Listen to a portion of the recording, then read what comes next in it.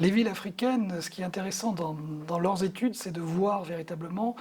le fondement de leur création et voir comment ça a impacté sur la suite de leur développement. Et là, ce qui est souvent très intéressant, notamment dans les deux villes que j'ai beaucoup étudiées, qui est Douala et Kigali, c'est de voir comment le développement initial a marqué la suite du développement de la ville, et notamment la dualité de la ville africaine, c'est-à-dire avec une ville coloniale qui est restée prégnante, qui est encore pour certains l'idée de ville, et la ville autochtone, la ville des autochtones, qui s'est développée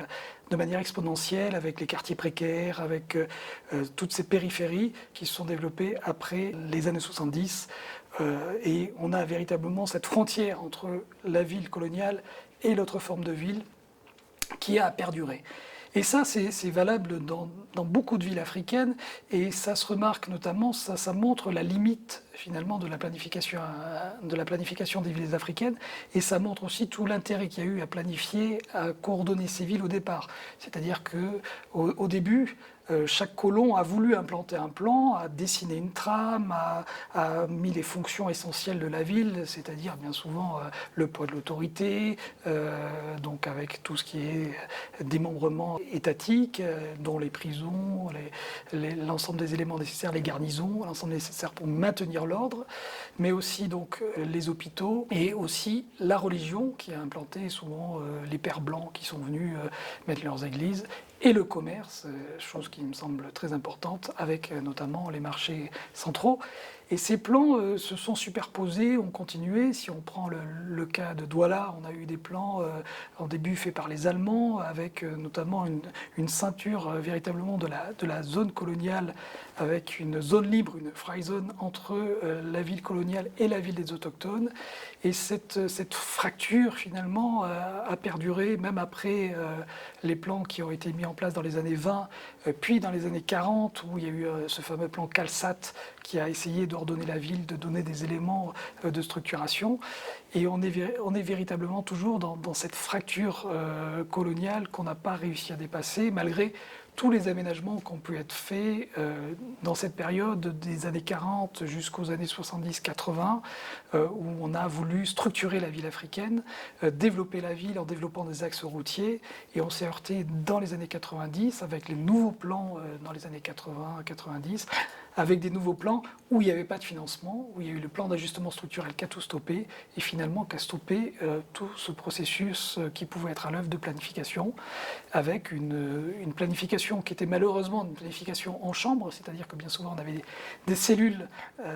ad hoc qui étaient mises sur place avec des expatriés qui venaient planifier la ville, et pas véritablement une concertation comme on le souhaite maintenant, comme on l'a voulu. Et donc ça, plus les problèmes fonciers qui sont apparus, c'est-à-dire que la terre est une richesse, donc forcément le centre-ville a été développé parce que c'était là où il y avait des éléments riches, où on pouvait faire du commerce, où on pouvait développer le commerce, et donc on a renvoyé tout le reste de la ville en périphérie, et il y a eu des lotissements au fur et à mesure qui se sont développés en périphérie.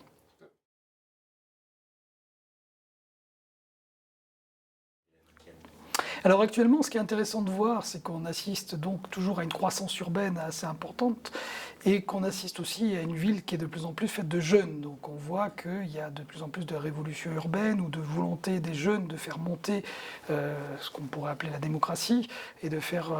monter les idées d'une certaine société civile. Donc ça, c'est d'un côté quelque chose qui est de plus en plus important.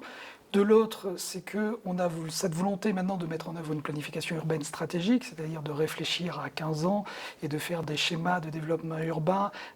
qui s'accoudent à des projets financés par différents bailleurs de fonds, donc de donner une réalité à un schéma qu'on peut adopter ou qu'on peut prévoir.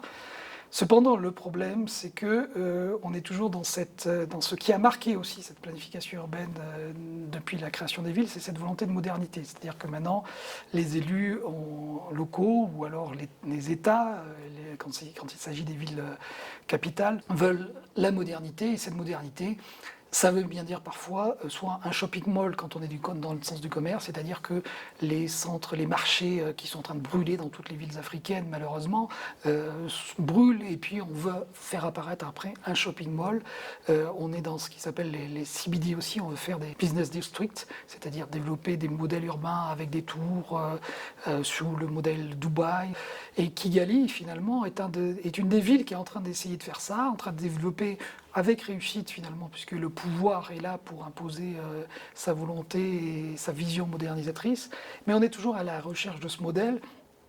Et ce modèle, malheureusement, ne questionne pas toute la ville. C'est-à-dire qu'il questionne encore cette ville coloniale, ce centre-ville, mais il ne questionne pas la ville des habitants. Et on n'a pas encore réussi à faire une certaine, ce qu'on pourrait appeler une hybridation entre ces différents modèles de ville et d'arriver vraiment à intégrer tout le monde. On est encore dans la question du droit à la ville, dans la question qu'est-ce qu'on fait pour ces quartiers précaires, comment est-ce qu'on s'occupe de ces quartiers précaires, sachant qu'ils se fragmentent, c'est-à-dire qu'ils sont de différents types, des anciens quartiers qui étaient créés à la base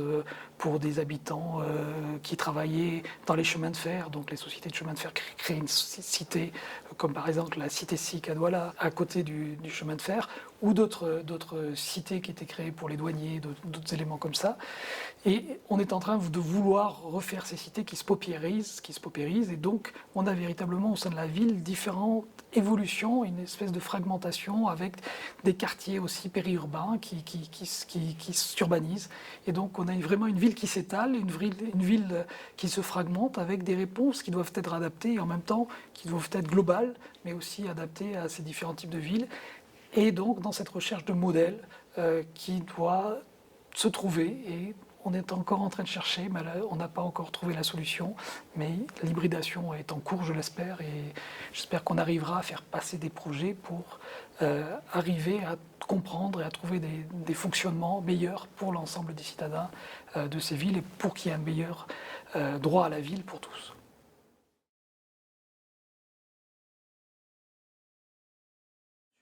Alors, il y en a deux, mais il y en a une qui me semble très importante et qui n'est pas encore véritablement prise en compte. Il y a la menace sociale qui est là, qui pèse depuis des années avec toute cette population. On l'a vu avec les révoltes urbaines en 2008 encore, qui était vraiment dans le cœur des villes, une revendication sociale importante. Mais il y a une menace qui n'est pas encore essentiellement prise en compte du fait de ce problème économique et on ne sait pas comment gérer ces deux menaces finalement, c'est la menace climatique. La menace climatique, moi, qui me paraît très importante, qui est prise en compte dans certains projets actuellement où on essaie de prendre en compte cette dimension, soit des inondations, donc de la montée des eaux qui va inonder un certain nombre de quartiers, voire de villes, soit ces îlots de chaleur qui vont se créer dans certaines parties des villes. Et c'est une menace qui va demander une réponse importante et qui va demander aussi à revoir les anciens modèles, parce que c'est une menace aussi bien en termes d'énergie, c'est-à-dire il va falloir la prendre en compte dans les bâtiments, dans une forme il faut revisiter peut-être les bâtiments parce qu'on est en train de faire des bâtiments avec des clims, des bâtiments énormes, vitrés, donc il y a toute cette question-là. Il y a la question de l'eau, de la gestion des eaux dans la ville, l'assainissement, et aussi comment est-ce que les eaux pénètrent dans la ville, circulent dans la ville et peuvent quitter la ville pour éviter les inondations. Et c'est ces deux menaces véritablement qui me semblent importantes et qui ne sont pas encore vraiment prises en compte parce que la menace sociale est aussi très importante et que les autorités le savent et que c'est véritablement la première des menaces à laquelle ils n'arrivent pas à répondre. Et avec ce processus de démocratisation où finalement tout le monde demande d'être pris en compte et n'a pas forcément cette vision globale. Donc on a ces deux échelles qu'il faut articuler, pour lesquelles il faut arriver à trouver une interpénétration.